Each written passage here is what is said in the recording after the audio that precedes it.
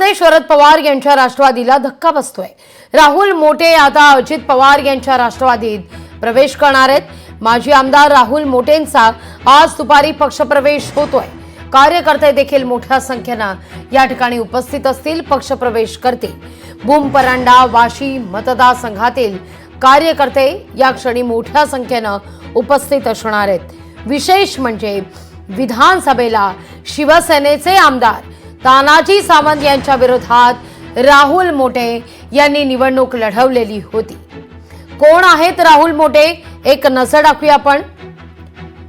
परांडा मतदारसंघाचे सलग 3 वेळा आमदार राहिलेले आहेत राहुल मोटे। 5 वेळा परांडा मतदारसंघातून विधानसभेची त्यांनी निवडणूक लढवली। शरद पवारांच्या राष्ट्रवादीकडून लढवली त्यांनी या विधानसभेची निवडणूक। 2024 विधानसभा निवडणुकीत माजी मंत्री तानाजी सावंत यांच्या विरोधात 1,500 मतांनी पराभव झाला त्यांचा। भूम परांडा वाशी तालुक्यामध्ये मोठा वर्ग आहे त्यांना मानणारा। मतदारसंघातील स्थानिक राजकारणावर मोटेंची चांगली पकड मानली जाते। उपमुख्यमंत्री अजित पवारांचे जवळचे नातेवाईक आहेत राहुल मोटे।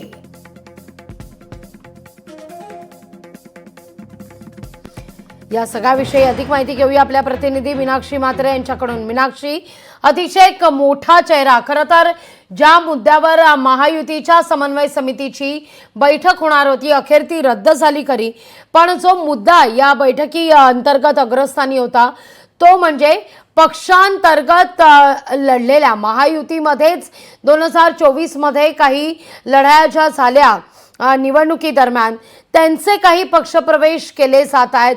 मग तो प्रवेश राष्ट्रवादी काँग्रेसमध्ये असू दे किंवा तो प्रवेश भाजपमध्ये असू दे, यावर मात्र कुठेतरी शिवसेनेत नाराजीचा सूर आळवला जात होता अशी चर्चा होती। त्यातच आता धाराशिवमध्ये हा मोठा पक्षप्रवेश आज होणार असल्याची बातमी समोर येते।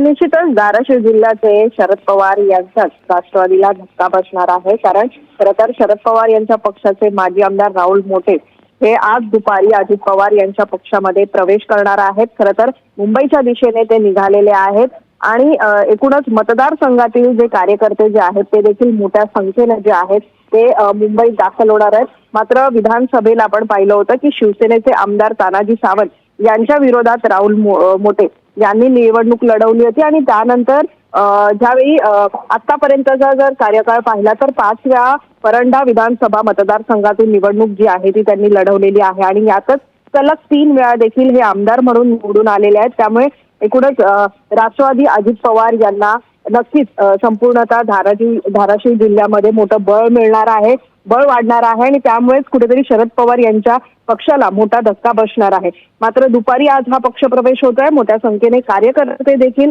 पक्षप्रवेश करणार आहेत। त्यामुळे सर्वांचं लक्ष जे आहे ते आता या संपूर्ण जिल्ह्याकडे राहील। कारण येऊ घातलेल्या ज्या स्थानिक स्वराज्य निवडणुका आहेत त्याच पार्श्वभूमीवरती मोठ्या प्रमाणात हे पक्षप्रवेश होत आहेत। अनेक जण जे आहेत ते पक्षप्रवेश करताना पाहायला मिळत आहेत। त्यामुळे आज दुपारी अजित पवार यांच्या उपस्थितीमध्ये हा पक्षप्रवेश पार पडताना आपल्याला पाहायला मिळेल। अगदी मीनाक्षी, तुर्तास धन्यवाद तुम्ही दिलेल्या एकूणच सविस्तर माहिती करता।